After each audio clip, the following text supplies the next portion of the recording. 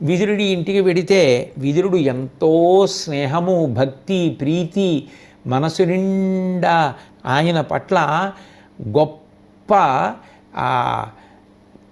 ప్రేమ నిండిపోయినటువంటి వాడు. అందుచేత స్వాగతం పలికి మంగళస్నానం చేయించి ఆ తర్వాత వంటకాలన్నింటినీ వరుసగా వడ్డన చేయించాడు. శ్రీకృష్ణ పరమాత్మ అన్నారు, ఉత్తమమైనటువంటి ఆచారం ఒకటి ఉన్నది కదా లోకంలో, బ్రాహ్మణులు భోజనం చేసిన తరువాత చేస్తానని ఆయన తన సోదరుడితో కలిసి ఆ కాలంలో అటువంటి సదాచారాన్ని పాటిస్తూ బ్రాహ్మణుల భోజనానంతరం తాను సంతోషంగా కూర్చుని అందరితోటి ఉల్లాసంగా ప్రసంగిస్తూ ఆ భోజనాన్ని స్వీకరించారు. స్వీకరించిన తరువాత ఆ విదురుడు శ్రీకృష్ణ పరమాత్మ వెళ్ళి విశ్రాంతి తీసుకోవడానికి కూర్చున్న తర్వాత దగ్గర చేరి ఆయనతో మాట్లాడడం మొదలుపెట్టాడు. గోవిందా, సంభ్రమము సంభావింపుము మాకు నిధియ పరమధనంబు, ఉండే విధమున నీకర్చన కావింపంజాలు వాడు కలడే ఎందున్. ఓ పురుషోత్తమ, గోవింద, నా ఆతిథ్యాన్ని మన్నించావు. ఇంకా ఇంతకన్నా నాకు జీవితంలో గొప్ప సంపద ఉంటుందా? లోకంలో ఎవరైనా అర్చించాలి అంటే నిన్నే అర్చించాలి. నిన్ను అర్చించడం కన్నా భాగ్యం ఉంటుందా? నీకు ఆతిథ్యం ఇవ్వడం కన్నా ఇంకా పరమ సంపద లోకంలో ఇంకేమైనా ఉంటుందా? ఇంకా అంతకన్నా ఐశ్వర్యం లేదు. నీ వంటి వాడు అతిథిగా రావడం, నిన్ను సేవించగలగడం నాకు ఎంత గొప్ప విశేషం అని చెప్పి విదురుడు ఎంతో ప్రేమతో కూడినటువంటి మాటలు పలికి శ్రీహరికి గంధాదులు సమర్పించి ఆయనకి ఆ గంధములు స్వయంగా అనులేపనం చేసి తదనంతరం అనేక మంది గాయకులు, విద్వాంసులు, పండితులు మొదలైనటువంటి వారి చేత శ్రీకృష్ణుని యొక్క మనసు సంతోషపడేటట్లుగా పాటలు పాడించి వంటి మాటలు చెప్పించి ఆనందపరిచినటువంటి వాడై ఇటువంటి కార్యక్రమాలు నడిచి ఆయన సంతోషపడిన తర్వాత రాత్రివేళ శ్రీకృష్ణ పరమాత్మ హంసతూలికా తల్పంలో విశ్రాంతి తీసుకుంటున్నటువంటి సమయంలో ఆయన యొక్క పాదాల దగ్గర కూర్చుని విదురుడు శ్రీకృష్ణ పరమాత్మతో మాట్లాడుతూ అన్నాడు, శ్రీకృష్ణ, నీకు చెప్పదగిన వాడను కాను, కానీ నువ్వు అసలు పాండవుల పరపన రాయబారం అనేటటువంటిది ఒక పనిగా పెట్టుకుని ఉపప్లావ్యం నుంచి హస్తినాపురానికి రావచ్చా? నీ వంటి మహాత్ముడు రాదగినటువంటి ప్రదేశమేనా ఇది? దుర్యోధనుడు పరమ దుర్మార్గుడు, నీకు తెలుసు కదా. విశేషమైనటువంటి అహంకారం ఉన్నటువంటి వాడు, ఎవ్వరి మాటలు వినాలనేటటువంటి ఉత్సుకత కలిగినటువంటి వాడు కాడు. ఎంతటి పెద్దలు ఏ మాట చెప్పినా తిరస్కరించేటటువంటి లక్షణమున్నవాడు. అటువంటి వాడు నీ మాటలు వింటాడా? పైగా ఇప్పుడు తనకి 11 అక్షౌహిణీల సైన్యం ఉంది అనేటటువంటి ఉద్దేశ్యంతో విపరీతమైనటువంటి అహంకారంతో, అతిశయంతో ఉన్నాడు. పాండవులకు 7 అక్షౌహిణీల సైన్యమే కదా ఉంది, తనకి 4 అక్షౌహిణీలు ఎక్కువ ఉంది అని మురిసిపోతున్నాడు. ఆ పైన భీష్మద్రోణాదుల యొక్క శక్తి మీద విశ్వాసం ఉన్నప్పటికీ కర్ణుడు తనని గట్టెక్కిస్తాడని, యుద్ధంలో కర్ణుడి వలన తాను విజయం సాధిస్తానని బాగా ఆశ పెట్టుకొని ఆ ఆశ విశేషమైన నమ్మకంగా మారి దాని చేత అతిశయంతో ప్రవర్తిస్తూ ఉంటాడు. అటువంటి వాడి దగ్గరికి వెళ్ళి నువ్వు మంచి మాటలు చెప్పినా వాళ్ళు ఆ మంచి మాటలు వినరు. నువ్వు ఏ ఆజ్ఞ ఇచ్చావో దాన్ని అతిక్రమిస్తారు. వాళ్ళు రాజ్యాన్ని విభాగం చెయ్యరు, పంచి ఇవ్వరు. భూమినంతటినీ దుర్యోధనుడు ఒక్కడే ఏలుకోవాలి అని అనుకుంటున్నాడు. ఒకప్పుడు పాండవులు రాజ్యం చేసి రాజసూయం చేసినప్పుడు ఏ ఏ రాజుల మీద దిగ్విజయం చేసి ఓడించారో ఆ రాజులందరూ పాండవుల చేతిలో ఓడిపోయామనేటటువంటి బాధ మనసులో పెట్టుకొని పాండవుల మీద ప్రతీకారం తీర్చుకోవాలనేటటువంటి ఉద్దేశంతో ఇప్పుడు దుర్యోధనుణ్ణి ఆశ్రయించి ఉన్నారు. వాళ్ళందరితో కలిసి పాండవుల మీద యుద్ధానికి రావాలని అనుకుంటున్నాడు. కనుక సంధి జరగదు. వినాశకాలం ఏర్పడినప్పుడు విపరీతమైనటువంటి బుద్ధులు కలుగుతాయి. ప్రస్తుతం అటువంటి పరిస్థితి ఏర్పడి ఉంది. మంచి మాటలు వినాలనేటటువంటి తెలివి కలిగినటువంటి వారు కారు.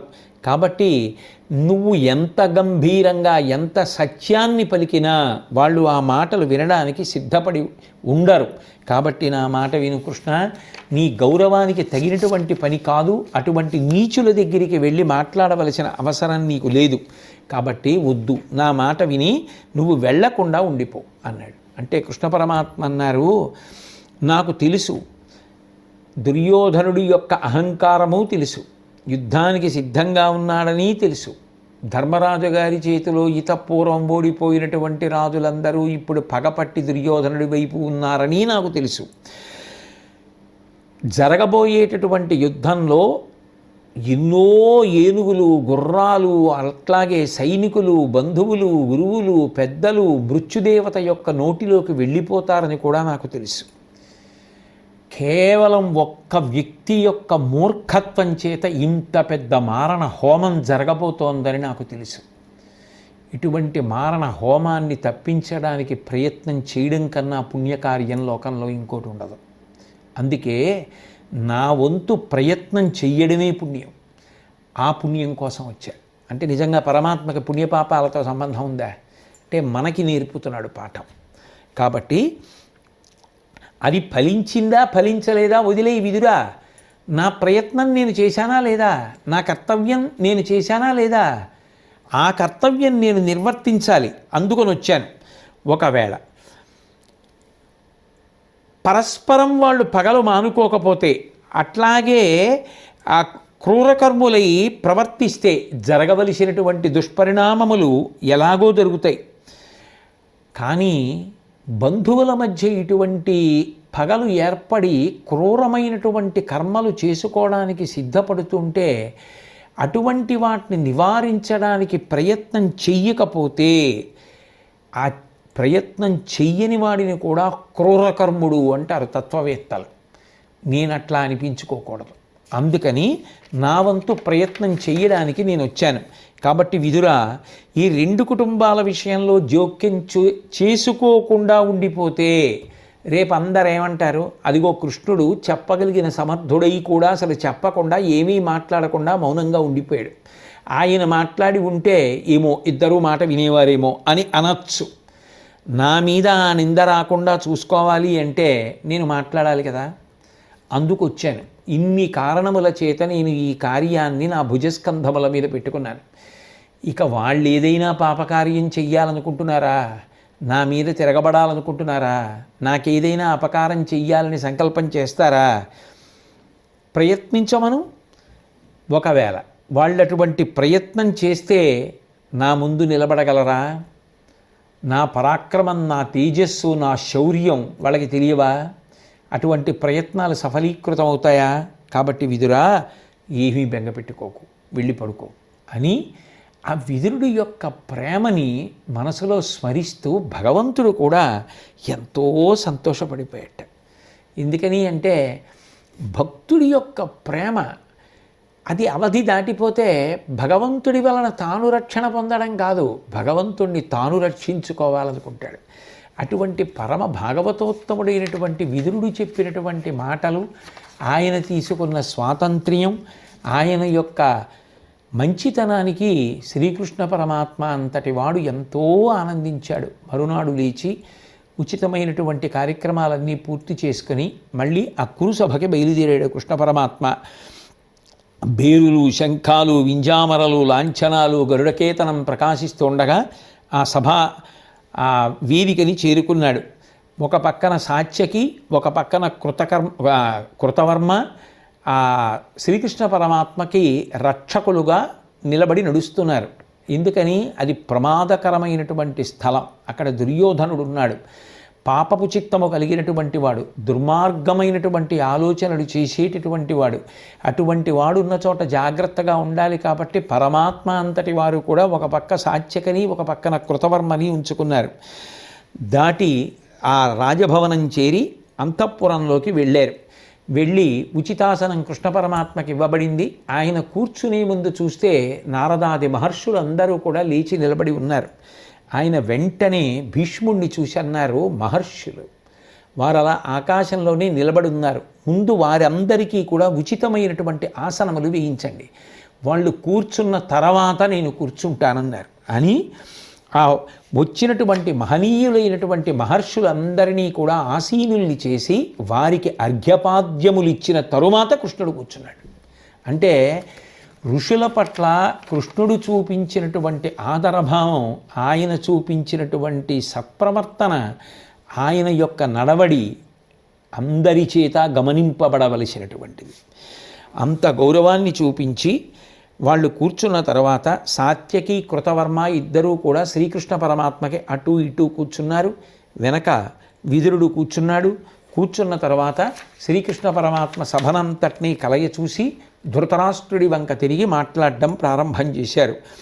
జననాథ, నీ ఎరుంగని పనులు గలవే, అయినం తగవున్ పరమహితంబున్ తనవారికి చెప్పన తగునని వచ్చితి భారతాన్వయము ప్రియమందన్. ఓ ధృతరాష్ట్ర మహారాజా, నీ ఎరుంగని పనులు కలవే, నీకు తెలియని పనులు ఏమైనా ఉంటాయా? నేను ఎందుకు వచ్చానో నీకు తెలుసు కదా. అయినం తగవున్ పరమహితంబున్ తనవారికి చెప్పనదగు. నేను ఏది న్యాయమైనటువంటిదో, ఏది ఉభయపక్షములకు శ్రేయస్సుని కల్పిస్తుందో అటువంటి మాటలు చెప్పాలి. కాబట్టి అటువంటి మాటలు చెప్పడం కోసమని చెప్పి వచ్చాను. కాబట్టి నువ్వు నేను చెప్పేటటువంటి మాటల్ని శ్రద్ధతో వినవలసింది అని చెప్పి ధృతరాష్ట్రుడికి చెప్పడం ప్రారంభం చేశారు. క్షీరోదకగతి పాండవ కౌరవులొడగూడి మనికి కార్యంబది, నీ వారసి నడుపుము వారన వీరన కురుముఖ్య, నీకు వీరుం కలదే. కౌరవులు కానీ పాండవులు కానీ పాలు నీళ్లు ఎలా కలిసిపోతాయో అలా కలిసిపోయి ఒద్దికతో ఉండేటట్టుగా చూడవలసినటువంటి కర్తవ్యం పెద్దవాడివి కాబట్టి నీ మీద ఉంది. నువ్వు ఆ కర్తవ్యాన్ని నిర్వహించాలి. పాండవులు వేరు కౌరవులు వేరు అన్న భేదబుద్ధి నీకు లేదు కదా. వాళ్ళిద్దరూ నీకు ఒకటే కదా, ఇద్దరూ పుత్రులే కదా, తమ్ముడి కొడుకులు నీ కొడుకులతో సమానమే కదా, పైగా వాళ్ళు తండ్రి లేని బిడ్డలు కదా. కాబట్టి ఇద్దరినీ సమానంగా నువ్వు ఆదరించాలి కదా. పూర్వం నుంచి మీ ఇంట అటువంటి ఉత్తమమైన సంప్రదాయం ఉన్నది కదా. భరతకులంబు ధర్మమును పాడియు సత్యము పొత్తు పెంపును కరుణయు కల్గి ఉండుననగానుతికన్నది. అందు సద్గుణోత్తరులరు నీవు నీ ఎనుగు తమ్ముడు నీ తనయుల్ యశోధురంధర శుభశీలురు. ఈ సుచరిత క్రమమిప్పుడు తపనేటికిన్. ఓ ధృతరాష్ట్ర మహారాజా, మీ భరత కులం ధర్మానికి, న్యాయానికి, సత్యానికి, ఐకమత్యానికి ప్రతీకగా నిలబడినటువంటి వంశం. అందులో ప్రత్యేకించి అందు సద్గుణోత్తరులరు. నువ్వు పాండురాజు గారు ఎన్నో సద్గుణములు కలిగినటువంటి వారు. మీ ఇద్దరు ఎంతో ప్రీతితో ఉండేటటువంటి వారు, రాజ్యభారాన్ని వహించినటువంటి వారు. ఇప్పుడు నీ కుమారులు కూడా చాలా మంచి గుణములు కలిగినటువంటి వారు. మీ వంశ సంప్రదాయం తప్పిపోకూడదు కదా. ఈ కలిసి బ్రతకడం అనేటటువంటిది ఎప్పటికీ ఇలాగే కొనసాగాలి కదా. నువ్వు పెద్దరికం వహించి ఉండగా అన్నదమ్ముల మధ్య ఇటువంటి సంప్రదాయం తప్పిపోయి దెబ్బలాడుకున్నారు, యుద్ధం చేసుకున్నారు, చచ్చిపోయారు, మారణ హోమం జరిగిందన్న ప్రఖ్యాతి నీకు రాకూడదు కదా. నీ పెద్దరికాన్ని నువ్వు నిలబెట్టుకుని సమస్యని పరిష్కరించాలి కదా. ఇది హితోపదేశం విదురుడికి, ధృతరాష్ట్రుడికి. కాబట్టి ఈ వంశంబునకెల్ల నీవ కుదురు ఇందెవ్వారి చందంబులెట్లై వర్తిల్లిన కీడు మేలుతుది నీయందొందెడుంగాన సద్భావంబారసి లోని పొత్తు వెలి వృత్తంబున్ జనస్తుత్యముల్ కావింపంతగు నీక యవ్విధమునన్ కౌరవ్య వంశాగ్రణి. నీకు నీ కుటుంబంలో ఉన్నటువంటి వారందరి యొక్క మనసులలో ఉన్నటువంటి స్వభావాలు తెలుసు, వాళ్ళ చిత్తవృత్తులు తెలుసు. అలాగే వాళ్ళు బాహ్యంలో ఎటువంటి ప్రవర్తన కలిగి ఉంటారు అన్న విషయం కూడా నీకు చాలా బాగా తెలుసు. తెలిసున్నప్పుడు పెద్దవాడివి అయినప్పుడు లోపల భావాలు సక్రమంగా ఉండకపోయినా బయట నడవడి సక్రమంగా ఉండకపోయినా దిద్దవలసినటువంటి కర్తవ్యం నీది కదా. అట్లా దిద్దకపోతే నడవవలసిన మార్గంలో నడవవలసిన వారిని నడపకపోతే ఇంటి పెద్ద అయినటువంటి నిన్ను కదా తప్పుపడతారు. కాబట్టి జనులు మెచ్చుకునేటట్టుగా వ్యవస్థని చక్కదిద్ది అందరినీ నడిపించవలసినటువంటి కర్తవ్యం నువ్వు కదా స్వీకరించాలి. ఇక నీ కుమారులైనటువంటి దుర్యోధనాదులు ఎన్నడూ కూడా ధర్మము అనేటటువంటి మాట యందు ఆదరబుద్ధిని కలిగి ఉండరు. ధర్మాన్ని అనుష్ఠించాలి, ధర్మము రక్షిస్తుంది అనేటటువంటి పూనిక వారికి లేదు. ధర్మమునందు నమ్మకం లేదు కాబట్టి సత్కర్మములను చెయ్యరు, ఎన్నడూ సత్కర్మాచరణ లేదు. ఇటువంటి దారుణమైనటువంటి మనసులు కలిగినటువంటి వారి యొక్క దుష్టచేష్టితముల వలన అందరూ బాధపడుతున్నారు.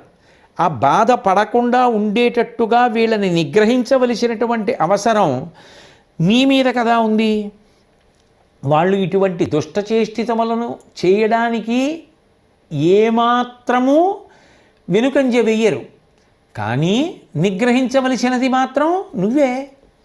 కాబట్టి కౌరవ పాండవుల్ తెరగుగై కొన్ని శాంతత పొందియున్కి మేలారయ నాకు నీకు కులమంతకు ఈ నృపకోటి గుర్వికిన్ పూరితమైన నింతకును పుట్టు మహాపద కావునన్ ధరిత్రీ రమణాగ్రగణ్య గణుతించి అవశ్యంబు పొందొనర్పవే. రాజా, ఇది కేవలం మీ ఇంటి సమస్యో కౌరవుల యొక్క సమస్యో కాదు. వీళ్ళిద్దరూ సమస్యని ప్రశాంతంగా పరిష్కరించుకొని కలిసిమెలిసి ఉంటే అందరూ సంతోషంగా ఉంటారు, లోకమంతా సంతోషంగా ఉంటుంది, రాజసమూహం అంతా సంతోషంగా ఉంటుంది. కాకుండా వీళ్ళు యుద్ధం చెయ్యవలసి వస్తే అందరూ బాధపడతారు. అందుకని సంధి జరిగి వీరు కలిసిమెలిసి ఉండడం అనేటటువంటిది అత్యంత అవసరమైనటువంటి విషయం. ఇక ఈ సంధి జరగడం అనేటటువంటిది పెద్దవాడివి కాబట్టి నీ చేతులలో ఉంది. కురుపాండవులు ఇద్దరినీ కూడా ప్రసన్నుల్ని చెయ్యవలసినటువంటి కర్తవ్యం, వాళ్ళని వివేకం కలిగి ఉండి ప్రవర్తించవలసినటువంటి రీతిలో నడిపించవలసినటువంటి కర్తవ్యం కూడా నీ మీదే ఉన్నాయి. నువ్వు ఆలోచించు, యుద్ధమే జరిగితే ధృతరాష్ట్ర మహారాజా ఎంత ప్రమాదం జరుగుతుంది. అవతల వైపు భీమార్జునులు ఉన్నారు, సామాన్యమైనటువంటి వీరులు కారు. ఇటువైపు భీష్మ ద్రోణులు ఉన్నారు, వీళ్ల పరాక్రమం తక్కువది కాదు. ఇటువంటి వారు కలిసిమెలిసి ఉంటే అందరికీ రక్ష. ఇటువంటి వీరులు ఒకరికి ఒకరు శత్రువులై యుద్ధభూమిలో కలుసుకుని యుద్ధం చేస్తే ఎంత ప్రమాదం ఏర్పడుతుంది. కాబట్టి వాళ్ళ మధ్య యుద్ధం రాకుండా అందరూ కలిసిమెలిసి ఉంటే భీష్మద్రోణులు, భీమార్జునులు, ధర్మరాజు, దుర్యోధనుడు ఇంతమంది కలిసి ఉండగా నువ్వు రాచపదవిలో కూర్చునుంటే జగతిగల జనపతులు నీ చరణపీఠ మర్ధి కొలువ సముద్ర వేలావృతోర్వియల్ల ఏలుట యొప్పదే తల్లి ప్రజల ఎడ విరోధంబు వాటించుటెంత మేలు. వీళ్ళే కాదు, వీళ్ళందరూ ఒకటిగా ఉంటే లోకంలో ఉండేటటువంటి రాజులందరూ కూడా నీ పాదముల దగ్గర శిరస్సు వంచి నిలబడతారు. సముద్రము చేత చుట్టబడి ఉన్నటువంటి ఈ భూమినంతటికీ కూడా రాజువై పరిపాలించవలసినటువంటి వాడివి, వీళ్ళని కలసి మెలసి ఉండేటట్టుగా చెయ్యవలసినటువంటి వాడివి. అట్లా చెయ్యకుండా నీ కర్తవ్యం నుంచి విస్మృతిని పొందకూడదు కదా. తల్లే తన బిడ్డల పట్ల భేదభావాన్ని పొందిందనుకో, అది ఎంత ప్రమాదకరం ధృతరాష్ట్ర మహారాజా. కాబట్టి నువ్వు ఈ విషయంలో శ్రద్ధ వహించాలి. దీని వలన కేవలం మీ కుటుంబ సమస్య కాదు, భూమి మీద ఉండేటటువంటి జనులకందరికీ కూడా శాంతి కలుగుతుంది. కౌరవులు పాండవులు ఇద్దరూ చదువుకున్నటువంటి వాళ్ళు, ఇద్దరూ భుజ బలాలు కలిగినటువంటి వాళ్ళు, పరాక్రమం కలిగినటువంటి వారు, కోమలమైనటువంటి శరీరములు కలిగినటువంటి వాళ్ళు, అందమైనటువంటి వాళ్ళు. ఇటువంటి వాళ్ళు యుద్ధభూమిలో కలుసుకొని అన్నదమ్ములు బాణాలు ప్రయోగించుకుంటే గుండెల్లోంచి బాణాలు దూసుకుపోతే వివర్ణమైపోయి వాళ్ళు ఆ భూమి మీద పడిపోయి చనిపోతే, ఇటువంటి వాళ్ళు కలిసి ఉండవలసిన వాళ్ళు చనిపోయి శవములై పడి ఉంటే చూడడానికి రేపు ఎంత బాధగా ఉంటుంది. పాండవులు తండ్రి సచ్చిన ప్రజలు, వారి నరసి ప్రోచితి శైశవమదిగాగా నడుమ నిష్కారణమ దిగవిడువదగుని పారమొందంగ రక్షింపు గరవమున. నీకు తెలుసు కదా ధృతరాష్ట్ర మహారాజా, ఆ పాండవులు తండ్రి లేని పిల్లలు, నువ్వు పెద్ద తండ్రివి, తండ్రి కన్నా గొప్పవాడివి. నువ్వు వాళ్ళని చాలా చిన్నతనం నుంచి కూడా అక్కున చేర్చుకుని పెంచి పెద్ద చేశావు. వాళ్ళని అలా ఇప్పుడు విడిచిపెట్టవలసినటువంటి అవసరం లేదు. పోనీ వాళ్ళు ఏమైనా నీ మీద భిన్నమైనటువంటి అభిప్రాయంతో ఉన్నారా అంటే, తండ్రి నువ్వు ఆజ్ఞాపించినట్లుగానే 12 సంవత్సరములు ఎన్ని కష్టములకో ఓర్చి అరణ్యవాసం చేశాం, 1 సంవత్సరం అజ్ఞాతవాసం చేశాం, రాజ్యంలో సగపాలు పొందాలి అని చెప్పి దృఢమైనటువంటి నిశ్చయంతో ఉన్నాం. మాకు తల్లి కానీ తండ్రి కానీ బంధువులు కానీ స్నేహితులు కానీ ఎవరైనా నువ్వే. 1000 ఏళ్ళు నువ్వు జీవించిన నీకన్నా మాకు అండైనటువంటి వారు వేరొకరు ఎవ్వరూ లేరు. ఒకవేళ మేమేమైనా తప్పులు చేసుంటే మమ్మల్ని శిక్షించి, మమ్మల్ని కోప్పడి, మమ్మల్ని శాసించి నడపడానికి నీకు సర్వాధికారాలు ఉన్నాయి. కాబట్టి నువ్వు మాలో ఎవరని సక్రమంగా ప్రవర్తించకపోయినా అపకీర్తిని పొందుతావు. ఇంటి పెద్ద అపకీర్తి పాలవడం మాకు ఇష్టం లేదు. కాబట్టి మమ్మల్ని సక్రమమైనటువంటి మార్గంలో నడిపించి, మా దోషములుంటే మన్నించి ఎత్తి చూపించి మమ్మల్ని కాపాడమని పాండవులు ఇప్పటికీ కూడా నీ మీద అంత భక్తితో అంత ప్రేమతో కోరుకుంటున్నారు. సారపు ధర్మమున్ విమల సత్యము పాపము చేత బొంకుచే పారము పొందలేక చెడబారినదైన వ్యవస్థ దక్షులెవ్వారులుపేక్ష చేసినది వారల చేటకు గాని ధర్మ నిస్తారకమయ్యు సత్య శుభదాయకమయ్యును దైవముండెడున్. చాలా చాలా గొప్ప పద్యాలలో ఇదొక పద్యం. సారపు ధర్మమున్ విమల సత్యము పాపము చేత బొంకుచే పారము పొందలేక చెడబారినదైన వ్యవస్థ. లోకంలో సత్యధర్మములు రెండూ కూడా ప్రాణములు. ధర్మము నిరంతరము కదులుతూ ఉంటుంది.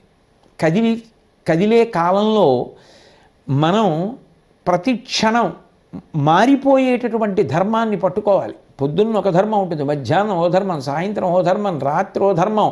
ఎక్కడ నిలబడ్డామన్న దాన్ని బట్టి ధర్మం మారిపోతుంది. ఏ కాలంలో ఉన్నామన్న దాన్ని బట్టి ధర్మం మారిపోతుంది. ఏ దేశంలో నిలబడ్డామన్న దాన్ని బట్టి ధర్మం మారిపోతుంది. ఏ ఆశ్రమానికి చెందినవాడన్న దాన్ని బట్టి ధర్మం మారిపోతుంది. మారిపోతున్న ధర్మాన్ని పట్టుకొని మారని సత్యమునందు ప్రవేశించాలి. ఈ సత్యధర్మములు రెండు అత్యంత ప్రధానములు. అటువంటివి పాపము చేత బొంకుచే, ధర్మము పాపము చేత, సత్యము బొంకు అంటే అసత్యము చేత, అబద్ధము చేత బాధింపబడిన నాడు అవి రెండూ చెడిపోతాయేమో, సత్యధర్మములే దెబ్బతింటాయా అన్న పరిస్థితి ఏర్పడితే ఎవరికి నిజంగా సత్యధర్మముల యందు పూనికయున్నదో వారు జోక్యం చేసుకుని వెంటనే వాటి రెండింటినీ కాపాడాలి. శక్తివంతుడయ్యుండి సత్యధర్మములను నిలబెట్టగలిగినటువంటి వాడయ్యుండి ఏ కాలమునందు జోక్యం చేసుకుని వాటిని నిలబెట్టి కాపాడాలో ఆ సమయమునందు వాడు కాపాడకపోతే వాడు పాడైపోతాడేమో కానీ సత్యధర్మములు పాడవవు. వాటిని కాపాడడానికి భగవంతుడున్నాడు, ఆయన కాపాడుతాడు. కాబట్టి దక్షులెవ్వారులుపేక్ష చేసినది వారల చేటకు గాని.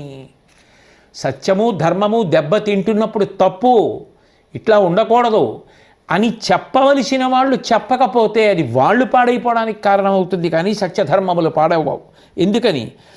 సత్య శుభదాయకమయ్యును దైవముండెడు.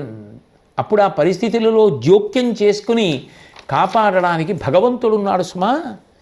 అంటే పరోక్షంగా సభలో ఉన్న వారికి అందరికీ చెప్తున్నాడు. ఇత పూర్వం కూడా సభలో పెద్దలుండి మాట్లాడలేదు, అది దోషం. ఇప్పుడు కూడా ఇది ఆఖరి అవకాశం, ఇది దాటిపోతే యుద్ధమే. కాబట్టి ఇప్పుడు కూడా మిన్నకుండడం మర్యాద కాదు. సత్యధర్మముల కోసం శక్తి కలిగిన వాళ్ళు మాట్లాడాలి, మాట్లాడి సత్యధర్మములు నిలబడేటట్టు చెయ్యాలి.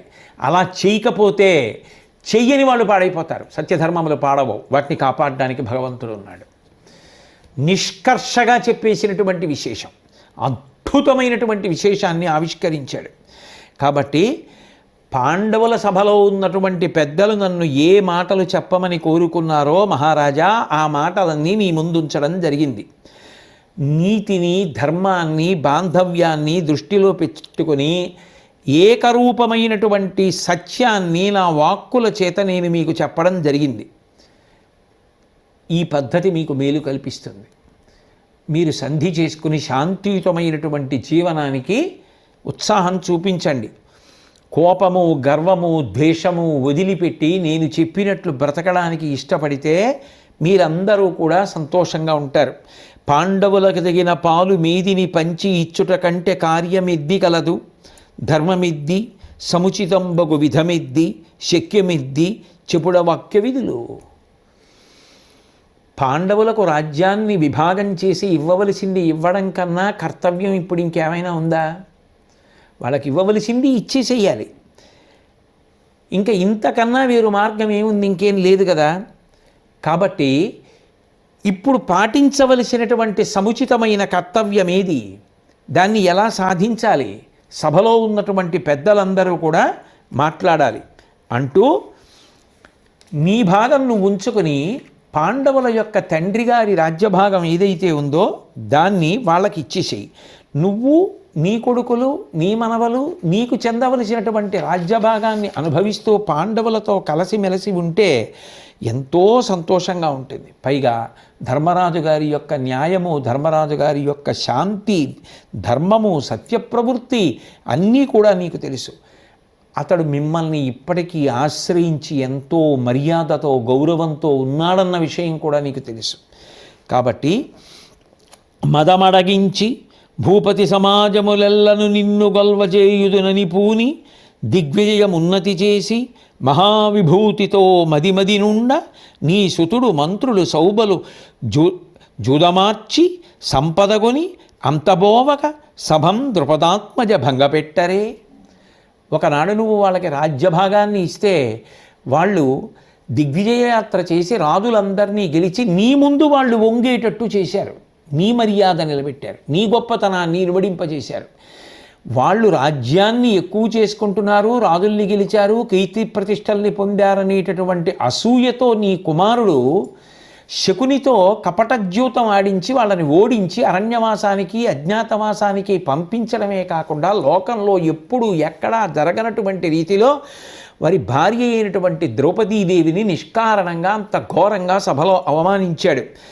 అప్పుడు కూడా దుర్యోధనుడు చేస్తున్నది దుష్కృత్యమని తెలిసి ధృతరాష్ట్ర మహారాజా నువ్వు మిన్నకున్నావు, ఏమీ మాట్లాడలేదు. తనకి ఏర్పడినటువంటి ధర్మ సంకటాన్ని గుర్తించినటువంటి ఆ ధర్మరాజు గారు ఒక చేత్తో కళ్ళ వెంట కారుతున్నటువంటి నీళ్లు తుడుచుకుంటూ తన ఆజ్ఞకి వశవర్తులై తిరగబడకుండా నిస్సారంగా నిలబడిపోయినటువంటి భీమార్జునుల్ని ఒక చేత్తో పట్టుకుని ఘోరారణ్యాలకు వెళ్ళిపోయాడు. అంత దుఃఖంలో, అంత దైన్యంలో ఉండి కూడా నువ్వు విధించినటువంటి శాసనాన్ని, ఆజ్ఞని వాళ్ళు ఔదలదాల్చారు. ధర్మరాజు ఎంత గొప్పవాడో నీకు తెలియదా? తనుదాన పౌలుగాకేమనవచ్చు అజాతశత్రు అతిశాంతతయున్ వినయము సత్యము మున్నే జనపతులకు కలవు శిపుమ సౌజన్య నిధి. ధర్మరాజుతో పోల్చడానికి వేరొక వ్యక్తి ఉంటాడా? ధర్మరాజుకి ధర్మరాజే సాటి. సత్యమునందు కానీ, వినయమునందు కానీ, ధర్మమునందు కానీ ధర్మరాజుని మించినటువంటి వాడు లేడు. అంతటి మహానుభావుడు. కాబట్టి ఇప్పటికైనా దుర్యోధనుడి మనసులో ఉన్నటువంటి దురాశని తొలగించి పాండవులతో సఖ్యం కలిగేటట్టుగా ప్రవర్తించు. వారలు శాంతశూరులు భవచ్చరణంబులు కొల్వబూనియున్నారు అటుగాక మీకది మనంబునక అప్రియమేని ఇంతకున్ బొరికి వచ్చుచుందురు. భూవరా రెండు తెరంగులందు నీ కారయ పచ్చమేదియగు అవిధమెర్పడ నిశ్చయింపుమా. పాండవులు నీ యందు పరమభక్తి కలిగిన వారు. నువ్వు వాళ్ళని పిలిచి ప్రేమతో రాజ్యం ఇస్తే తీసుకుంటారు, కాదా యుద్ధానికి వస్తారు. వాళ్ళని శాంతియుతంగా ఉంచినా నీ చేతుల్లో ఉంది, వాళ్ళతో యుద్ధం చేయించినా నీ చేతుల్లో ఉంది. రెండింటిలో ఏం చెయ్యాలనుకుంటున్నావో, సంధ్య సంగ్రామమా, రెండింటిలో ఏం చెయ్యాలనుకుంటున్నావో తేల్చి చెప్పేసేయి అంటే వెంటనే అక్కడ ఉన్నటువంటి జామదగ్న మహర్షి అనబడేటటువంటి ఆయన లేచి, ఆయన వాళ్ళు ఎవరనుకుంటున్నావు, ఆ శ్రీకృష్ణ పరమాత్మ అర్జునుడు సాక్షాత్తుగా నరనారాయణులు. ఒకప్పుడు దంభోద్ధవుడు అనేటటువంటి రాజు గంధమాధన పర్వతం మీద తపస్సు చేసుకుంటున్నటువంటి నరనారాయణుల దగ్గరికి వెళ్ళి నిష్కారణంగా వాళ్లతో యుద్ధం చెయ్యాలి అని చెప్పి ప్రయత్నం చేస్తే యుద్ధం వద్దు అని నచ్చ చెప్పడానికి ప్రయత్నించారు నరనారాయణులు. ఆ దంభోద్ధవుడు వినలేదు. వెంటనే నరుడు దర్భలు చేతిలో పిడికిటి పట్టుకొని వాటినే బాణాలుగా మార్చి కురిపిస్తే దంభోద్ధవుడి యొక్క సేనలన్నీ కూడా హతమైపోయాయి. చివరికి ఆ పరాభవం చూసి బాధపడుతుంటే ఆ రాజుని నరుడు క్షమించాడు. ఆ నరనారాయణులు ఎవరో కాదు, ఇప్పుడు అర్జునుడు శ్రీకృష్ణుడిగా భూమి మీద ఉన్నారు. అటువంటి వారితో నువ్వు వైరం పెట్టుకోగలవా? కాబట్టి వద్దు, నా మాట విను, సంధి చేసుకోమన్నాడు. కణ్వుడు అన్న మహర్షి లేచన్నాడు, ఒకప్పుడు గరుత్మంతులంతటి వాడు కూడా అహంకారాన్ని పొందితే శ్రీ మహావిష్ణువు తన మోచేతితో నొక్కేటప్పటికే ఆ బరువు తట్టుకోలేక వంగిపోయాడు. గర్వభంగమైన తరువాత సేద తీర్చి శ్రీమన్నారాయణుడే మళ్ళీ అనుగ్రహించాడు. గర్వము అతిశయము ఎవ్వరికీ పనికిరావు. అట్లాగే నారద మహర్షి మాట్లాడుతూ నేనీ పని తప్ప వేరే ఏ పని చెయ్యను అని మూర్ఖత్వంతో ప్రవర్తిస్తే చాలా ప్రమాదకరమైనటువంటి పరిణామములు ఏర్పడతాయి. ఆ తర్వాత ఇలా ఎందుకన్నానా అని బాధపడితే దాని వలన ఏ విధమైన ప్రయోజనం ఉండదు అని నిరూపించడానికి గాలవుని యొక్క వృత్తాంతాన్ని అంతటినీ చెప్పాడు. చెప్పి కాబట్టి ఇప్పటికైనా నీ మూర్ఖత్వాన్ని విడిచిపెట్టి నువ్వు పట్టుకున్న మాట అని కాదు, పెద్దలు చెప్పిన మాట విను, శ్రీకృష్ణ పరమాత్మ చెప్పిన పలుకులను ఆదరించమన్నాడు. అంటే ఆదరించమంటే దుర్యోధనుడు మీరు మునీశ్వరులు, బ్రహ్మదేవుడు నన్ను ఏమి కమ్మని పుట్టించాడో అది అవుతాను తప్ప ఇంకొకటి అయ్యేటటువంటి అవకాశం లేనే లేదు. ఏది జరగాలనుండో అదే జరుగుతుంది.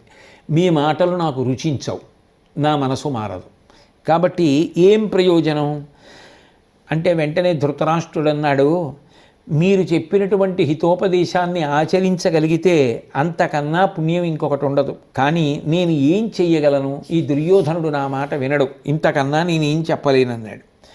పైగా శ్రీకృష్ణ పుణ్యపాపములు తెలిసిన్నటువంటి వాడివి, కార్యములను చక్కబెట్టగలిగినటువంటి సమర్థుడివి నువ్వు, మూఢచిత్తుడు నా కుమారుడు, బంధువులను కూడా పట్టించుకోడు, మహాత్ముడివి, కారుణ్యమూర్తివి, కాబట్టి నువ్వే నా కుమారుణ్ణి ఎలాగైనా శాంతింపచేసి మంచి జరిగేటట్టుగా చూడు అంటే వెంటనే కృష్ణ పరమాత్మ దుర్యోధనుడి వంక తిరిగి నీ కుమారులు, తమ్ముళ్ళు, స్నేహితులు చెడుదారిలో నడవకుండా చూసుకోవలసినటువంటి కర్తవ్యం అన్నగారిగా నీ మీద ఉంది. అంతేకాని నీ పెద్దలు, ఆ తర్వాత నీ తండ్రి మొదలైన వారు ఇంతమంది చెప్తుంటే నువ్వు మూర్ఖంగా నేను రాజ్యం ఇవ్వను అనడం మర్యాదతో కూడినది కాదు. వారి మాటలు తిరస్కరిస్తే తర్వాత ఆపదలకు లోనవుతావు. అల్పబుద్ధి కలిగినటువంటి వారి మాటలు విని నువ్వు చెడిపోతున్నావు. లోకంలో ముష్టి చెట్టు ఉంటుంది, ఆ ముష్టి చెట్టు యొక్క పండ్లు నిగ మెరిసిపోతుంటాయి. ఆ ముష్టి చెట్టు యొక్క పండ్లు అంతా బాగున్నాయి కదా, ఆకలిస్తోంది, శరీరానికి తుష్టి పుష్టి కలుగుతాయని ఎవరైనా కోసుకు తింటే ప్రాణహాని జరుగుతుంది. శరీరం నిలబడదు, ఉన్న ప్రాణాలు పోతాయి. పైకి నిగనిగలాడిన ముష్టి చెట్టు యొక్క పండ్లు ఎంత ప్రమాదకరమో, నీకు ప్రీతిపాత్రంగా ఉంటాయని చెప్పిన ఆ కర్ణాదుల యొక్క మాటలు అంత భయంకరమైనటువంటి మాటలు. అయినా లోకంలో పరమ ధర్మాత్ములు, న్యాయమూర్తులు, చక్కటి నడవడి కలిగినటువంటి నీ సోదరుల్ని విడిచిపెట్టుకొని ఎక్కడెక్కడి నుంచో ఎవరెవరినో తెచ్చుకొని వాళ్ళందరినీ నీ పక్కన పెట్టుకొని వాళ్ళ వలన నీ సోదరుల్ని గెలుస్తాను, వాళ్ళని చంపుతానని యుద్ధానికి బయలుదేరేటటువంటి వాడు, అటువంటి వాళ్ళ మాటలు నమ్మేవాడు లోకంలో నువ్వు తప్ప ఇంకెవరైనా ఉంటారా? ఆ ముష్టి చెట్టు పండ్లు ఎట్లాంటివో ఈ కర్ణుడు, శకుని మొదలైనటువంటి వారు అటువంటి వారు. కాబట్టి నీ సోదరులైనటువంటి పాండవులు న్యాయము ధర్మము తెలిసున్న వాళ్ళు కాబట్టి వాళ్ళతో నువ్వు స్నేహాన్ని కల్పించుకో తప్ప కేవలం ఆ కౌంతేయులైనటువంటి పాండవుల మీద ద్వేషం కల్పించడానికి కంకణం కట్టుకున్నటువంటి వీళ్ళ మాటలు నమ్మి యుద్ధానికి రావడానికి ప్రయత్నిస్తే ఎందుకు కొరగాకుండా పోతావు. నా మాట నమ్ము. భీమార్జునుల యొక్క పరాక్రమం నీకు తెలుసు. మొన్న జరిగినటువంటి గోగ్రహణ ఘట్టంలో అర్జునుడు ఒక్కడే మిమ్మల్ని అందరినీ ఓడించి గోవులనన్నింటినీ కూడా వెనకకు మరల్చి తీసుకెళ్ళినటువంటి సందర్భాన్ని నువ్వు మరిచిపోలేదు కదా దుర్యోధన. పరాక్రమం మొన్న నిరూపింపబడినప్పుడు ఇప్పుడు నువ్వు కొత్తగా వీళ్ళ మాటలు నమ్మి యుద్ధానికి రావడానికి ప్రయత్నించకూడదు కదా. కాబట్టి నా మాట విని పాండవులతో కలసి మెలసి జీవించమని చెప్పాడు. చెప్తే భీష్మద్రోణులు కూడా లేచి ఇదే మాటని సమర్థించి కృష్ణ పరమాత్మ అంటే సాక్షాత్ భగవానుడు, శ్రీమన్నారాయణుడు, శ్రీ మహావిష్ణువు, సర్వలోకముల యందు వ్యాపించినటువంటి తేజస్సు, ఆయన లేని ప్రపంచం శవంతో సమానం. అటువంటి మహానుభావుడు ఇవాళ సభకొచ్చి ఇంత ఆదరంతో మాటలు చెప్పాడు. ఇప్పటికైనా నువ్వు ఆయన మాటలు వినకపోతే ఆయన చెప్పినటువంటిదే జరుగుతుంది. భీమార్జునులు, నకుల సహదేవులు, ధర్మరాజు, వాళ్ళ బాంధవులు, సైన్యము బయలుదేరి యుద్ధానికి వచ్చిన తరువాత, ఉగ్రమూర్తుల యుద్ధం చేసిన తరువాత ఇక మీరు మిగిలేటటువంటి అవకాశం ఉండదు. నిష్కారణంగా ప్రాణహాని, బంధుహాని జరగకుండా కృష్ణ పరమాత్మ చెప్పినటువంటి మాట పాటించవలసినదిగా భీష్మద్రోణులు దుర్యోధనుడిని ఆదేశించారు. కానీ భీష్మద్రోణులు చెప్పినటువంటి మాట కూడా దుర్యోధనుడు అంగీకరించలేదు. నేను ఎవ్వరి మాట వినను అంటూ పైగా ఒక కొత్త వాదన ఒకటి ప్రవేశపెట్టాడు. ధర్మరాజుని ఎప్పుడైనా జూదం ఆడమని నేను చెప్పానా? ధర్మరాజు శకునుడితో జూదం ఆడాడు. పందెం వేయమని నేను చెప్పానా? ఆయన పందాలు పెట్టాడు, ఆయన ఓడిపోయాడు. ఓడిపోయిన కొద్దీ వెర్రెక్కిపోయిన కొద్దీ పందాలు ఒడ్డాడు. చివరికి పందెంలో నియమాల ప్రకారం అరణ్యవాసానికి, అజ్ఞాతవాసానికి వెళ్ళాడు. అవన్నీ నేను చేయించానన్నట్టుగా నా మీద నెపం తోసేస్తే నాదా తప్పు? నేనేం చేస్తాను? కాబట్టి చేసిన తప్పులన్నీ ఆయనవి, నన్నెందుకంటారు? పైగా నా చిన్నతనంలో నాకు సరిగ్గా జ్ఞానం తెలియనటువంటి రోజులలో మా నాన్నగారు ఎందుకు రాజ్యం ఇచ్చారో నాకు తెలియదు. నాకు తెలిసి ఉంటే అప్పుడే నేను రాజ్యం ఇవ్వను. అసలు రాజ్యంలో వాళ్ళకి హక్కు ఎక్కడుంది? కాబట్టి వాళ్ళకి రాజ్యంలో భాగం ఇచ్చేటటువంటి ప్రసక్తే లేదు. సూది మోపినంత భాగం కూడా ఇవ్వను. యుద్ధమే జరుగుతుందా? దానికి ఎల్లవేళలా సిద్ధం. యుద్ధంలో జయాపజయములు విధినిర్ణీతములు. మేము మా పౌరుష పరాక్రమాలతో యుద్ధంలో విజయాన్ని సాధించి రాజ్యాన్ని అనుభవిస్తాం తప్ప ఏ కారణం చేత కూడా నేను వాళ్ళకి ఇవ్వను. నేను వాళ్ళకేవో అపకారాలు చేశాను అన్నమాట శుద్ధ అబద్ధం. నేను ఎప్పుడూ వాళ్ళ జోలికి వెళ్ళలేదు. వాళ్ళంతట వాళ్ళు జూదమాడి వాళ్ళంతట వాళ్ళు ఇడుములు పడితే అందులో నా తప్పే ఉందని అడిగాడు.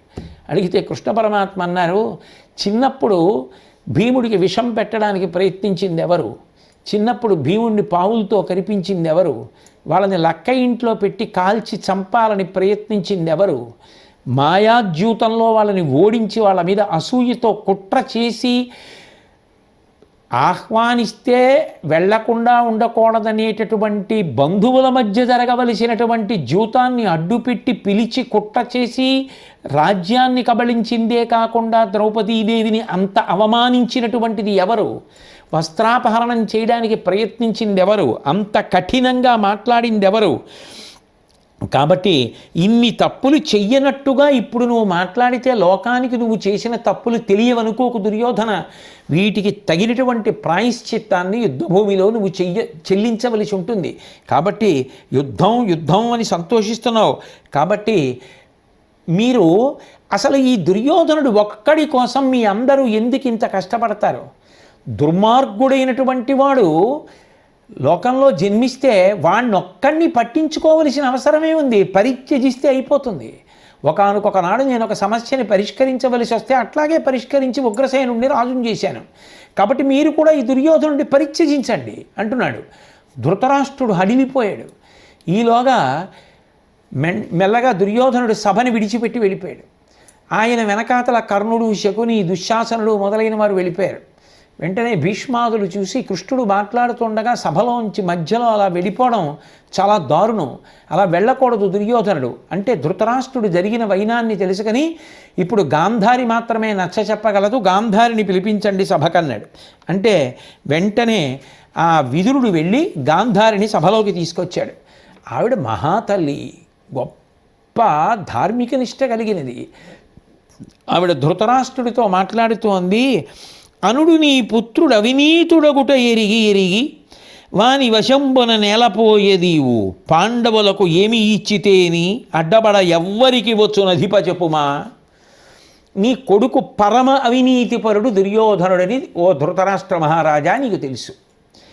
తెలిసి వాడేం చెప్తే అదే చేస్తానంటావేంటి? నువ్వు పాండవులకు అర్ధరాజ్యం ఇచ్చేసావు అనుకో, ఎవడేం చేస్తాడు నిన్ను? నువ్వు రాజువి, నువ్వు వాళ్ళకి రాజ్యం ఇవ్వడం మానేసి నీ కొడుక్కి నచ్చ చెప్పే ప్రయత్నం చేస్తాడు. వాడు పరమ అవినీతిపరుడు, వాడు వింటాడా వాడు అని ఆమె ధృతరాష్ట్రుడికి హితవాక్కులు పలికి వెళ్ళి దుర్యోధనుడిని తీసుకురమ్మంది. విదురుడు వెళ్ళి మళ్ళీ సుయోధనుడిని సభలోకి తీసుకొచ్చాడు. పరమ కోపంతో దుర్యోధనుడు తిరిగి సభాప్రవేశం చేశాడు. చేసిన తర్వాత కృష్ణుడు ప్రసంగిస్తుంటే ఆయన్ని బంధించడానికి దుష్టచతుష్టయం ప్రయత్నం చేసి దానికి తగిన ఏర్పాటు చేసుకొని సభలో తిరుగుతుంటే తమ తమ స్థానాల్లో ఉండవలసినటువంటి వీరులు లేచి అటు ఇటు తిరుగుతుంటే అక్కడ ఉన్నటువంటి సాత్యకికి కృతవర్మకి అనుమానం వచ్చింది. వెంటనే కృతవర్మ గబగబా బయటికి వెళ్ళి సైన్యాలన్నింటినీ సిద్ధం చేసి యుద్ధానికి అన్ని విధాలుగా కూడా సంసిద్ధులై ఉండండి అని ఆజ్ఞాపించాడు. సాత్యకి వచ్చి విదురుడి చెవిలో చెప్పాడు, దుష్టచతుష్టయం కృష్ణ పరమాత్మని బంధించాలని ప్రయత్నంలో ఉంది, ఇది విపరీత పరిణామాలకి దారితీస్తుంది, జాగ్రత్తగా ఉండండి అని. విదురుడు వెళ్ళి ధృతరాష్ట్రుడి చెవిలో చెప్పాడు, ఇంత దారుణమా, ఇటువంటి మహానుభావుడైనటువంటి కృష్ణ పరమాత్మని బంధించేటటువంటి ప్రయత్నం చెయ్యడమా అని ఒక పక్క ధృతరాష్ట్రుడు బాధపడుతుంటే తల్లి మాటలు కూడా నిరాదరించినటువంటి దుర్యోధనుడు గర్వంతో కర్ణాదులతో కలిసి లేచి వెళ్ళిపోయి ఆ కృష్ణ పరమాత్మని బంధించేటటువంటి ప్రయత్నంతో ముందుకొచ్చాడు. వెంటనే ఎదురుగుండా ఉన్నటువంటి దుర్యోధనుడిని చూసి ధృతరాష్ట్రుడితో, నన్ను ఒక్కడిని చూసి అపకారం చెయ్యాలని నీ కొడుకు ప్రయత్నిస్తున్నాడు ధృతరాష్ట్ర మహారాజా అంటూ శ్రీకృష్ణ పరమాత్మ ఒక చిన్న నవ్వు నవ్వి విశ్వరూపాన్ని ప్రదర్శించాడు. నిజానికి ఆయన సభలో విశ్వరూపాన్ని ప్రదర్శించింది దుర్యోధనాదుల్ని భయపెట్టడానికి కాదు. సంస్కృత భారత ప్రకారం అయితే సత్యదర్శనం కోసం వస్తున్నామని మహర్షులు చెప్పారు. వాళ్ళందరికీ కూడా అటువంటి అపూర్వమైన దర్శనం, సత్యమైనటువంటి చెక్కు చెదరని యథార్థమైనటువంటి రూపదర్శనాన్ని ఇవ్వడం కోసమని విశ్వరూపాన్ని ప్రదర్శించాడు. సమస్త దేవతలు విశ్వము అంతా తన శరీరంలోనే ప్రకాశిస్తుండగా కనపడినటువంటి ఆ విశ్వరూపాన్ని చూసి అందరూ ఆశ్చర్యచకితులైపోవాలి. కానీ అట్లా చూడడం ఎవరికి సాధ్యం? అది దుర్నిరీక్షమైనటువంటి తేజస్సు. అటువంటి పరమాద్భుతమైనటువంటి తేజోమయమూర్తిని చూడడానికి మాంసచక్షువుల యొక్క తేజస్సు సరిపోదు. అందుచేత కళ్ళు బైర్లు కమ్మి అందరూ పడిపోయారు. ఆయన దివ్యదృష్టిని అనుగ్రహించాడు. యోగ్యులుగా పరిగణించి వచ్చినటువంటి మహర్షులందరికీ దివ్యదృష్టిని ఇచ్చాడు. అలాగే అక్కడ ఉన్నటువంటి విదురుడికి, సంజయుడికి, భీష్ముడికి, ద్రోణుడికి ఇచ్చాడు. అక్కడ వాళ్ళందరి యొక్క హాహాకారాలు, విశ్వరూప సందర్శనం, వీళ్ళందరూ కళ్ళు బైర్లు కమ్మి పడిపోవడం దీన్ని బట్టి ధృతరాష్ట్రుడు గమనించాడు. ఓహో, స్వామి విశ్వరూప దర్శనం ఇచ్చారని, విశ్వమంతా తన యందే ఉన్నది అన్న ఆ అనంతమైనటువంటి స్వరూపాన్ని ప్రకటనం చేశారని గబగబా పరిగెత్తుకొచ్చి, కృష్ణ, పుట్టినదాదిగా నేను ఏదీ చూడలేదు, నీ పాదముల యందు అనురక్తి కలిగిన వాడిని, నీకు భక్తుణ్ణి, కాబట్టి నాకు కూడా మీ విశ్వరూపాన్ని దర్శించేటటువంటి అదృష్టాన్ని కటాక్షించండి అని అడిగారు. అడిగితే ధృతరాష్ట్రుడికి కూడా విశ్వరూపాన్ని దర్శించడానికి దివ్యదృష్టిని శ్రీకృష్ణ పరమాత్మ అనుగ్రహించారు. ధృతరాష్ట్రుడు కూడా విశ్వరూపాన్ని చూసిన తరువాత, మిమ్మల్ని చూసిన తరువాత, ఇంత తేజోమయ శరీరాన్ని చూసిన తరువాత నాకు మళ్ళీ ఎవరిని చూడాలని లేదు, కాబట్టి నా దృష్టి తీసేయమంటే ధృతరాష్ట్రుడికి దృష్టిని ఉపసంహారం చేశారు. అయితే ఇందులో మనకు ఒకటి ఆశ్చర్యంగా ఉంటుంది. దుర్యోధనుడి కన్నా నిజానికి ధృతరాష్ట్రుడు ఎక్కువ ప్రమాదకారి కదా. ఆయన చెయ్యవలసినది ఎప్పుడూ చెయ్యలేదు కదా. ఏది చెయ్యకూడని పనో ఆ చెయ్యకూడని పనికి అడ్డెళ్ళి ఎప్పుడూ నిలబడలేదు కదా. ఇటువంటి దుర్మార్గుడైనటువంటి ధృతరాష్ట్రుడికి అసలు శ్రీకృష్ణ పరమాత్మ విశ్వరూప దర్శనం చెయ్యడానికి యోగ్యంగా దివ్య దృష్టిని ఎలా కటాక్షించారు అనిపిస్తుంది. దానికి మల్లాది చంద్రశేఖర శాస్త్రి గారి వంటి మహానుభావులు, సాధికారికంగా భారతాన్ని ప్రవచనం చేసినటువంటి మహాపురుషులు, ఆ బ్రహ్మశ్రీ చంద్రశేఖర శాస్త్రి గారు మహాభారతంలో ఉన్నటువంటి ధర్మ సూక్ష్మముల మీద గ్రంథాన్ని రచిస్తున్నప్పుడు ఒక మాట చెప్పారు. నిజానికి ధృతరాష్ట్రుడు సహజంగా ఎంత చెడ్డవాడైనప్పటికీ భగవంతుని యొక్క దర్శనాన్ని అపేక్షించినటువంటి వాడు, ఆయన నిర్దేశించినటువంటి మార్గంలో బ్రతకాలనేటటువంటి ఆర్తి మనసులో ఉన్నవాడు. అయ్యో ధర్మాన్ని ఆచరించలేకపోతున్నానని తెలుసు. అన్నిటికన్నా ధృతరాష్ట్రుడికి ఉన్న గొప్పతనం ఏమిటంటే ఏకాంతంలో ఉండగా విదురుడు, సంజయుడు మొదలైనటువంటి సత్పురుషుల యొక్క మాటలు వింటాడు. వాళ్ళు నిలబెట్టి నింద చేసిన నువ్వు పరమ దుర్మార్గుడివన్న ఏమనడు. అటువంటి సత్పురుషులు నింద చేసినప్పుడు కూడా భరిస్తాడు. నిజమే, వాళ్ళు నిందించడానికి నేను యోగ్యుణ్ణి, నేను తప్పు చేశానని మనసులో అంగీకరిస్తాడు. వాళ్ళు కూడా సభలలో నిందించారు, రాజగౌరవాన్ని నిలబెడతారు. ఒక్కడే ఉన్నప్పుడు వచ్చి నీ అంత నీచుడు వేరొకడు లేడంటారు. అవును నిజమే అంటాడు. ఆయనకి తెలిసో తెలియకో విదురుడు, సంజయుడు వంటి మహాత్ములతోటి సంఘం ఉన్నది. సత్సంగత్వే నిస్సంగత్వం, నిస్సంగత్వే నిర్మోహత్వం, నిర్మోహత్వే నిశ్చలతత్వం, నిశ్చలతత్వే జీవన్ముక్తి అంటారు శంకర భగవత్పాదులు. అటువంటి సత్పురుషులతోటి స్నేహం ఉండడం, భగవంతుడు చెప్పినటువంటి మార్గంలో నడవాలనేటటువంటి ఆర్తి ఎక్కడో మనసులో ఉండిపోవడం, పుత్రవ్యామోహంతో కొడుకుని నియంత్రించలేకపోయినా ఆ బలహీనత కన్నా సత్పురుషులతో కలిసి ఉండి వాళ్ళు నిందించినా పడగలిగినటువంటి ఉత్తమ బుద్ధి ఉందే, దానిని కృష్ణ పరమాత్మ ఆదరించారు. ఆదరించి దివ్యదృష్టిని ఇచ్చారు. అంటే అసలు సత్పురుష సాంగత్యం అనేటటువంటిది ఎన్ని కోట్ల జన్మల తరువాత లభిస్తుందో అటువంటి వారితో కలిసి ఉండడం, వారి మాటలు వినడం భగవంతుని యొక్క అనుగ్రహం ఉంటే తప్ప సాధ్యమయ్యేటటువంటిది కాదు. సత్పురుష సహవాసము ఈశ్వరానుగ్రహమునకు హేతువు అన్నది నిరూపింపబడినటువంటి ఘట్టం. అందుకని అంతటి పెనువేప విత్తైనటువంటి ధృతరాష్ట్రుడికి కూడా దివ్యదృష్టినిచ్చి ఆ విశ్వరూపాన్ని సందర్శించేటటువంటి మహద్భాగ్యాన్ని కృష్ణ పరమాత్మ కల్పించారు. ఆ తర్వాత మిగిలిన వాళ్ళందరూ కళ్ళు బైర్లు కమ్మి సభలో పడిపోయారు. వీళ్ళు మాత్రం ఆ దివ్యమైనటువంటి రూపాన్ని దర్శించి స్తోత్రం చేశారు. చేసిన తరువాత వాళ్ళు ఆనంద పారవశ్యంలో ఉన్న తర్వాత ఆ రూపాన్ని ఉపసంహారం చేసి వాళ్ళ దగ్గర సెలవు తీసుకుని కృష్ణ పరమాత్మ రథం ఎక్కి వెళ్ళిపోయారు. వెళ్ళి విదురుడి యొక్క గృహాన్ని చేరుకున్నారు. విదురుడి గృహాన్ని చేరుకున్న తర్వాత తాము చేసినటువంటి ప్రయత్నం ఎంత అల్పమైనదో, ఎంత నీచమైనదో నిజానికి దుర్యోధనాదులు తెలుసుకోవాలి.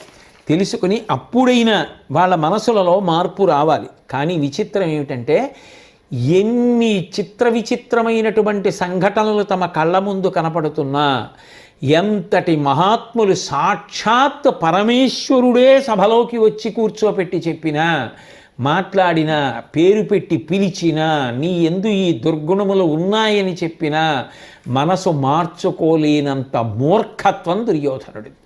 అంటే నిజానికి మనిషికి ఎన్ని ఉన్నా వాడు కాదు, వాడితో పాటు వాళ్ళు వాడి చేరిన వారే కాకుండా లోకములకే ఉపద్రవం రావడానికి ప్రధాన కారణం మూర్ఖత్వమే. నేను ఒకరు చెప్పిన మాట వినను, నాకెంత తోస్తే అంతే చేస్తాను. ఈ భావం మనసులో స్థిరపడడం, అట్లా ప్రవర్తించడం పరమ ప్రమాదహేతువు. అటువంటి బుద్ధి ఏర్పడకూడదు అన్నది మనకి ఈ ఘట్టం తెలియచేస్తుంది.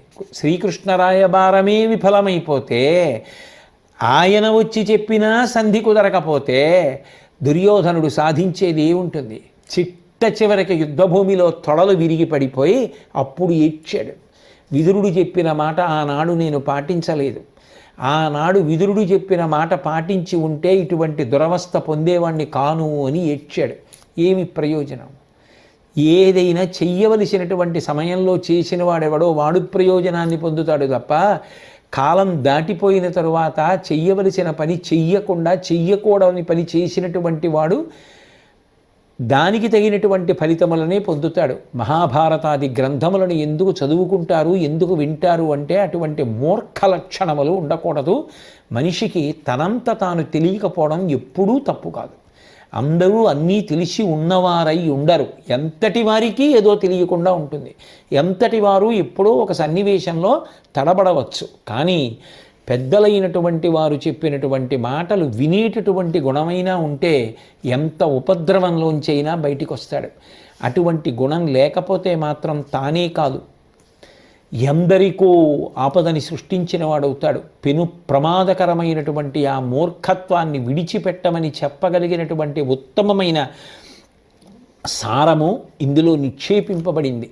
మనందరికీ కూడా మూర్ఖత్వం లేకుండా పెద్దలు చెప్పినటువంటి మాటలు విని సారవంతమైనటువంటి మాటలను గ్రహించి వాటిని అనుష్ఠాన పర్యంతంలోకి తెచ్చుకొని ధార్మికంగా జీవించి భగవంతుడు చూపించిన మార్గంలో నడిచి జీవితములను సాఫల్యము చేసుకునేగలిగినటువంటి శక్తిని తన నిర్హేతుక కృపాకటాక్షముల చేత సమస్త విభూతులుగా శ్రీకృష్ణ పరమాత్మ అనుగ్రహించుగాక అని ఆయన పాదములు పట్టి ప్రార్థన చేస్తూ స్వస్తి.